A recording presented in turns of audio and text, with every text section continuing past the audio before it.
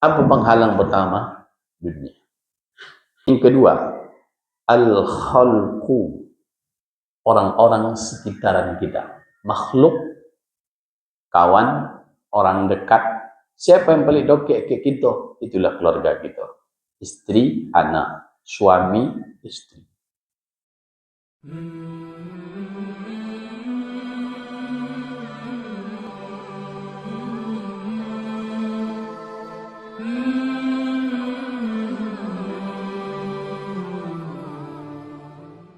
Bismillahirrahmanirrahim. Assalamualaikum warahmatullahi wabarakatuh. Subuh ini kita akan baca kitab yang ditulis oleh Imam Al-Ghazali. Judul kitabnya Minhajul Abidin ila Jannati Rabbil Alamin. Minhaj itu artinya jalan, metode, cara. Jadi bagaimana seorang hamba itu bisa sampai ke dalam surga Allah Subhanahu wa taala. Di dalam kitab ini beliau memulai orang yang dia mendapatkan nur dari Allah Subhanahu wa taala. Beliau mengutip satu ayat dalam Al-Quran, A'udzubillahi minasyaitonir rajim. Afaman syaraha Allahu sadrahu lil Islam wa huwa 'ala nurin min rabbih. Apakah orang yang telah Allah lapangkan dadanya, bahwa 'ala nurin min rabbih, maka dia telah mendapatkan nur dari Allah Subhanahu wa taala. Dilapangkan untuk menerima ajaran Islam, dilapangkan untuk patuh dan taat pada ajaran Allah dan Rasul, maka dia fa'ala nurin min rabbih. Di saat ayat ini turun, ada seorang sahabat Nabi bernama Abdullah bin Mas'ud. Dia tanya pada Nabi, "Ya Rasulullah, apa isyarat bahwa hati itu sudah dapat nur dari Allah SWT?" Lalu apa kata Nabi? "Inna nura idza dakhala al-qalba impasaha wa syaraha." Nur Allah itu, kata Nabi, kalau sudah masuk ke dalam hati seseorang, impasaha wa syaraha, hati itu akan tenang dan lapang. Makanya tadi disebut syarahallahu sadra. Ketenangan hati inilah yang kita harapkan. Karena sumber seluruh ketenangan itu bersumber daripada hati. Maka kita terdiri dari dua. Satu yang nampak, jasmani. Yang kedua, rohani. Dua-duanya itu penting. Tapi kadang kita lebih mementingkan yang tampak. Begitu jasmani kita sakit, kepala sakit, mata sakit, gigi sakit, copek-copek kita mencari ubat. Tapi kalau yang rohani, batin yang sakit, tak ada yang tahu kecuali kita sendiri dengan Allah SWT. Maka ini jangan sampai golok kolam. Karena yang paling menakutkan itu adalah kegelapan, zulumat. Lalu apa kata Abdullah ibn Mas'ud? Hal lidzalika min alamatin yu'rafu biha. Adakah tanda indikasi yang bisa kami ketahui kalau nur itu sudah masuk ke dalam hati kami? Faqala, na'am, kata Nabi, iya. At-tajafi an daril ghururi wal inabatu ila daril khulud wal isti'dadu lil mauti qabla nuzuli. At-tajafi an daril ghurur. Dia tidak tertipu oleh dunia. Ada yang pertama. Kalau masih dunia julai, batin nur itu belum masuk ke dalam. Kecuali memang orang rumahnya nur, memang ada nur dia. Nur Hasanah, Nur Hayati, ya. Ini manu dan banyak perhatian itu ke dunia. daripada KA di Masjid Raya Kampung Baru. Itu pengajian Sabtu subuh. Biasanya ada konsumsi juga subuh. Telpon Niko tak bisa, telpon Niko tak bisa, telpon tak bisa untuk buat konsumsi. Kenapa? Kurang pacu. Pacu sore besok. Pacu ke dunia apa akhirat?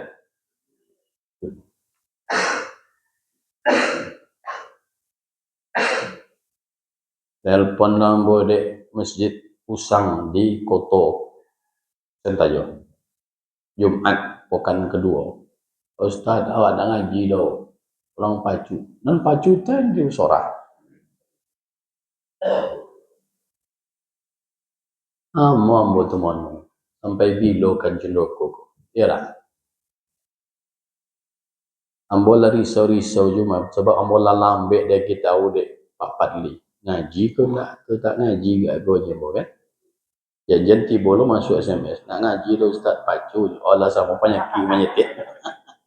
Rupanya lain dah lah ngajinya. Tanda yang pertama, at-tajafi andarib. Dia tak tertipu oleh itu. Ikulah dan menipu. Kesenangan sementara kita menganggap itulah kesenangan yang sebenarnya. Macam orang yang sedang ditimpa awi kerongkongannya orang. Begitunya berada di tengah padang pasir, dari jauh nampak berkilau, begitu dokek rupanya tidak ada air. Itulah. Anggap setelah jadi ekor akan bahagia, setelah dapat ekor akan senang, setelah jadi ekor akan senang. Rupanya setelah jadi itu bukan senang, tapi manusia. Yang kedua, wal inabatu ila daril khulud. Inyo yakin akan pulang kepada kampung khulud, keabadian. Awak yakin mati itu kan tiba? Yakin. Tapi, yang ketiga kok kita konai. Al-isti'dadu lil mauti qabla nuzul. Itu tak mempersiapkan sebelum mati. Bapak Ibu yang poi barangkit musafir ke Jakarta kah itu ke Padang atau poi umrah, segala perlengkapan yang diperlukan dalam perjalanan untuk supaya jangan sampai telantar dalam perjalanan selamat sampai ke tujuan, itu dipersiapkan dengan matang supaya segalanya berjalan lancar. Iko perjalanan nan panjang, fa innakum mulaqih, kalian pasti akan berjumpa dengan Allah SWT yang dulu memberikan nongok ke kita, memberikan mata, telinga, kaki, segalanya. Latus alunna yauma idzin anin na'im, akan ditanya segala apapun yang dititipkan. Kenapa persiapannya tak semacam itu? Lalu apa kata Imam Al-Ghazali? Apa yang membuat seseorang itu bisa terhambat dia sehingga penghalang besar antara dia dengan ibadah pada Allah itu apa sebenarnya? Sampailah beliau pada 4 kesimpulan. Pertama, penghalang kita dari beribadah pada Allah itu dunia. Balik lagi kita nih. Berapa banyak orang yang tak sembahyang, yang tak mengerti kiblat, tak pandai baca Quran, dek kerana sibuk mengurus. Berapa lama di dunia? Selama jatah diberi Tuhan, rahasianya sudah dibocorkan Nabi, antara 60 ke 70. Kita yang hadir subuh gini, sesuai apa yang disebut Nabi, aqallu may yujawizu zalik, sangenek nan kan lewat 70 umat ambonya. Kok bisa lah absen cik-cik ini apa? Sebelah kanan berapa orang, sebelah kiri berapa orang, di belakang berapa. Tak banyak nan kan lewat 70 baudo. Selama itulah kita disiko. Kenapa itu disampaikan ke kita? Bahawa penghalang terbesar kita itu ada 4. Yang pertama, ad-dunya. Inilah dunia. Sesuai dengan namanya, dunia. Dia itu dana yajnu dunia. Dunia itu bentuk lain dari kata adna. Adna itu artinya di bawah, tak bernilai. Maka di sini itu waktunya singkat. Apalagi sekarang kita masuk udah pada fase terakhir daripada kehidupan menjelang kiamat. Maka kata Nabi, sebulan macam sepokan, sepokan macam sehari. Sehari itu hanyalah seperti rasa-rasanya ada kayu kering dilalap oleh api yang besar. Baru potang rasa awak kajian baru Ahad subuh, kinilah Ahad bulan. Baru potang baru bulan Agustus kemerdekaan, kinilah ke-81. Jadi itulah kita. Barulah kita sadar ya kalau sakit tiba mati lah okey, baru kita lah merasa kenapa rasanya cepat sekali. Maka penghalang al-awaqib, yang penghalang pertama itu adalah ad-dunya. Maka kita mesti berhati-hati. Pahamlah kita, mengertilah kita bahawa segala apa yang sedang kita jalani, baik itu susah ataupun senang, dipinjamkan kekuasaan atau tidak, diberi harta atau tidak, segalanya itu dunia. Maka dunia itu at-taghayyur, berubah. Pagi kau mungkin kita sehat, pulang ke rumah, tiba selimut, tiba batuk, mulai demam, mulai kurang pun berkata, potang subuh Ahad adunya. Jadi itulah dunia. Begitulah dia. Makanya kata Nabi dalam khutbah beliau yang panjang, ad-dunya khulwun wa khudrun. Dunia itu hijau dan manis, menarik hati setiap orang yang memandangnya. Maka kalau tak pandai-pandai dia akan tenggelam. Makanya disebut al-wurur. Kalau tenggelamnya di sungai disebut al-warik. Kok tenggelam anjing awak bisa ditolong. Tapi kalau anjingnya dia tidak ada, pernah menolong. Karena awak tak nampak. Apa makna tenggelam? Tidak pernah peduli dengan agama. Nak obang-obang lah, nak Jumat-Jumat lah, nak Ramadan puasa lah, nantinya tidak peduli. Apa penghalang pertama? Dunia. Yang kedua, al-khalqu. Orang-orang sekitaran kita. Makhluk, kawan, orang dekat. Siapa yang paling dekat ke kita? Itulah keluarga kita. Istri, anak, suami, istri. Makanya kata Nabi, yang paling besar kontribusi terhadap laki-laki itu siapa? Imra'atun salihatun tu'inu ala imanihi. Istri yang saleh yang menolong iman suami. Ibu-ibu yang konsisten membawa lakinya supaya ke masjid. Bang, duduklah bang. Orang lobang awak ngaji kini di Nurul Iman bani kene. Duduklah dah. Ya, karena suaminya biasa main ke kodai malam kau dah balik. Pindah ada bonging ini aja dok pagi dijaga kan. Duduk atau dekat kepalanya sebelum jaga. Tamu menjaga budak kene. Tapi dek kerana istrinya bahaya. Lambat laun. Oi je akhirnya. Dek kerana istri. Ada seorang jemaah hamba bercerita apa. Hamba apa ustaz aja. Dulu kau nak ke masjid. Tapi dia orang rumahmu. Mulanya tak poi kalau hamba tak poi. Duduk tarinya. Sudah bunyinya dari kamar mandi. Bang duduk lah bang. Duduk lah. Sebentar lagi komat bilang lah. Air kalau dia menetes. Dulu ada seorang ulama. Dia belajar susah sekali. Ambillah dapat iko hilang iko. Tak menangkap. Pergilah dia ke dalam satu gua. Akhirnya dia tengok dari atas gua menetes air terus. Lama-lama batu itu pun berlubang. sedang batu kore bisa berlubang apa letak kau katanya. Berpikirnya, akhirnya dia balik belajar lagi, tekun lagi. Jadi itulah yang lunak kalau tori memboke ke dalam. Tapi kalau ibu bongi, lah tua nak jaga, nak mati, itu nak kamu apa ya. Jadi kalau ibu coba elok-elok, kami lah elok-eloknya Pak Ustaz. Eloklah tarui, tahanlah, itulah dok pahala ibu dan peninggalan. Tapi jangan dibanding-bandingkan.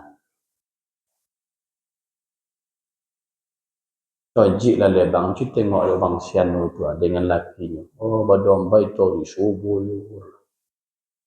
Balaki lah kau kenyonya. Tu nak berbahaya tu.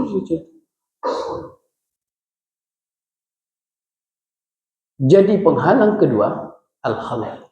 Orang-orang dekat kita. Itulah pembisik-pembisik yang berbahaya. Dulu ada seorang jaksa ni, dia menjaga integritas sekali. Sampai-sampai dibelikan minyak mobilnya pun dia tak mau. Suatu saat dia pulang kerja, didapatinya anaknya tak mau makan. Mana anak? Kata dia. Tak mau makan. Tanya anak perempuan. Kenapa nak makan nak? Tak ada orang ni angkot kuliah kini lepak. Ambonya, bapak ambo jaksa ambo naik angkot juga. Mulainya berpikir. Yo juga kata. Itulah nama bahaya. Orang-orang sekitaran kita. Siapa yang paling? Itulah tadi. Orang-orang dekat. Makanya kata Nabi, al-mar'u ala dini khalili. Orang itu tergantung iman kawannya. Fal yanzur, maka tengok-tengoklah kalian dengan siapa kalian berkawan, dengan siapa kalian mengambil ilmu. Karena kata orang, at-tuyuru ta'an, burung tu akan ninggok dengan kawan-kawannya yang sama. Supaya dengan bahasa awak, pikir balam dengan balam, ya tak? Jadi kalau orang pautanya lah kawan. Nak kamu nyambung lah. Seorang pauta, seorang mono, nak kamu nyambung. Tapi kalau awak berdokek-dokek, makanya di antara nikmat yang besar itu kata Imam Hasan Al-Basri, itulah al-khalilus salih, kawan yang baik. Bapak Ibu yang dirahmati Allah Subhanahu wa taala. Berapa banyak orang yang baik akhirnya dia melenceng karena dia berada pada lingkungan yang tidak baik. Karena dia dilingkungi oleh orang-orang tidak baik. Kalaulah bukan karena ditolong Allah Subhanahu wa taala, entahlah. Makanya kita berusaha sedapat mungkin kalau dapat komunitas kawan yang sudah satu frekuensi, sama-sama omong kemosoji, sama-sama omong pengajian, itulah pegangnya elok-elok.